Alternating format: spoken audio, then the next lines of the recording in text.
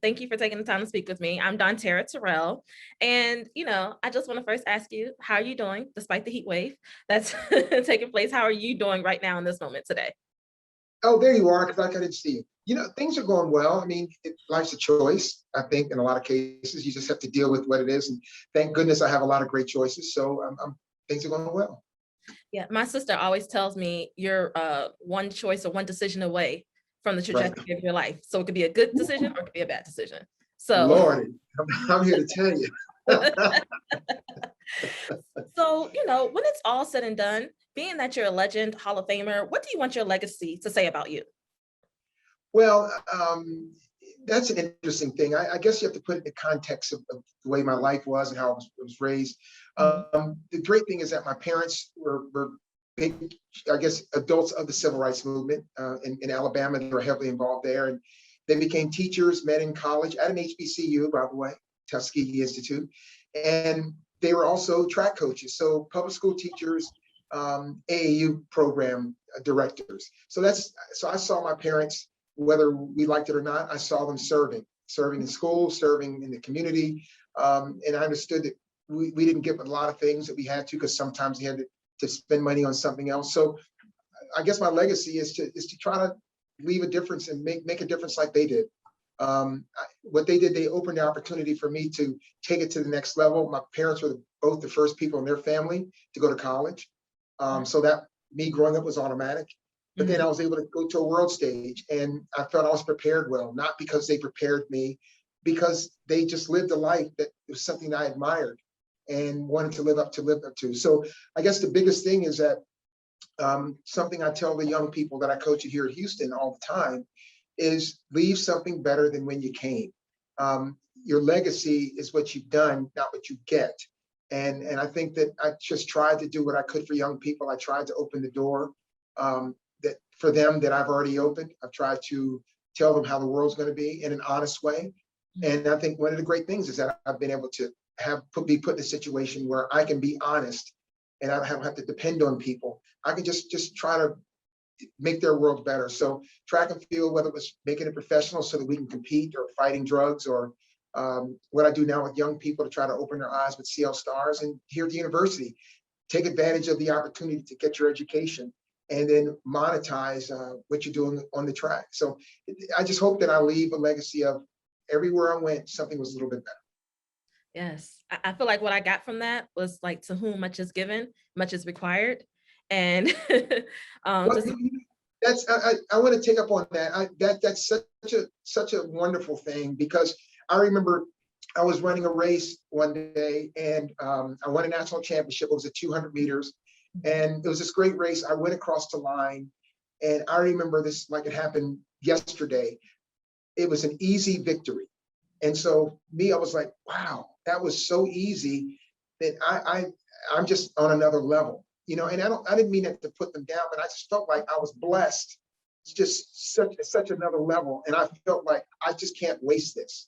And so that's how I lived my life. I understood the all the incredible things that my parents and family gave me, but then the God-given talent I was given. And I respected all of that. And I've tried to do the best of all of it.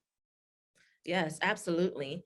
And I'm an HBCU graduate. I went to Florida A&M University. Yeah, my whole family, my sisters were all graduates of different HBCUs. So we have Hampton. My mother talked about that band, though, by the way. Just Oh yes, the Marching 100. We're the best in the land. Absolutely. Yeah, so HBCUs runs, it's in my bloodline, runs deep. So when I saw that you were part of this initiative, I was very excited. And you're using your platform to advocate for HBCU track and field programs. So aside from your parents being HBCU graduates, why else was this initiative so important for you to be involved with? Well, thank you for asking that specific question. See, I coach at the University of Houston, which is not a Power 5 school. Obviously, it's not an HBCU, but it's not a Power 5 school. So my relationship with HBCUs goes beyond just my parents in Tuskegee. Obviously, Texas Southern's right here in Houston. I have a lot of friends. I've been on that campus for years. Coaches, people, relationships. Prairie View A&M is the same thing. I've known people. I have friends there. So my aunt was a professor there, a cousin rather. So I had these relationships with HBCUs. But since I'm at Houston, I see how when you have the Power Five and the power system that basically looks down on everyone else, and they say, let's lift us at the expense of everyone else. So um, my mantra when I came here to Houston, when everyone said, well, you're not Power Five, I always said it's the coach and the school, not the conference. So I've been preaching this thing about the relationships and the richness that you get from your university, where you wouldn't know me if I didn't go to the University of Houston. And we would know these great athletes, these great professors, these great people if they didn't go to their HBCUs, many of which had no other choice. So I'm looking at it as the underdog. And so when this opportunity came with Silk, I just thought it was exciting for me to partner with Silk and to be able to help these programs. Right now, North Carolina A&T has been a great track program, and they've been a tremendous person or university for track and field at the NCAA level, and improved in a very timely manner that you can have success anywhere. So I think that doesn't change the fact that the budgets are not the same, the opportunity may not be the same. It doesn't change that, but it shows that even with you're not being talked about all the time, you can have the success. So what if we give them a little bit of a boost to take them to the next level? Maybe it's that one meet they have to go to, or the uniform that they need. That may be that one thing that takes them over the top. So that's why I think this is so important. For sure, for sure. And I want to switch gears rather quickly. What would be your message for this next generation of athletes who are headed to Tokyo for the Olympics? Well, my biggest message is focus on your future. One thing I always do, I talk about who are you going to be when you're 40 years old, and what are you doing today to make sure that happens? Not what do you want to be, what are you going to be? So these young athletes going to Tokyo, I tell them it's a challenge. The Olympic Games is in Tokyo. You're not going to have the same fans. You're going to have protocols and COVID.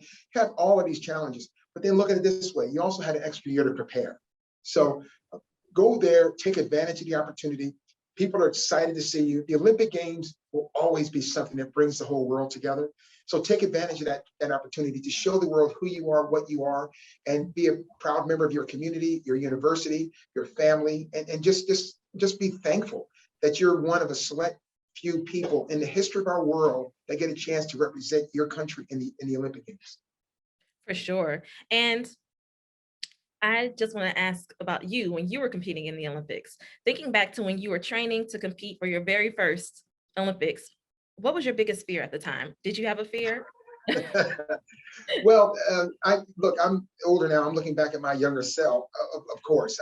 The thing about it is that when I went to my first Olympic Games, which was 1984, it was 4 years after making the team, but not going because of the boycott. So I had a perspective that was different. Then I'm like, this is my time finally. And also had it in the United States, which is my home country. So there was a lot of fear. I was at the time the biggest name in the Olympic movement right then. Everyone was looking for the 4 gold medals, all of this stuff. So yeah, I had a fear of not accomplishing it because I had questions like, what if you only get 3 gold medals, which is kind of weird to the normal person. But that was a question that they thought was legitimate. And then, of course, I talked about it. So I set it up. So there was a fear of not accomplishing it. But what you do is you focus on what you can control. And all I could do is have myself as prepared as possible. And fortunately, I prepared enough and was able to get through that. But it was just, it could not have happened if it was a foreign country. It probably would not have happened if I had started older, because I would have been old enough to realize I shouldn't even try it. And it was just all these things had to come together at the right moment to make sure that happened in 1984. Awesome. Well, this was great. I know that's my time. And like I said, I just want to thank you again for shedding a light on HBCUs, because that's, I'm a graduate, so I'm always ride or die for HBCUs. So I appreciate your time and thank you again.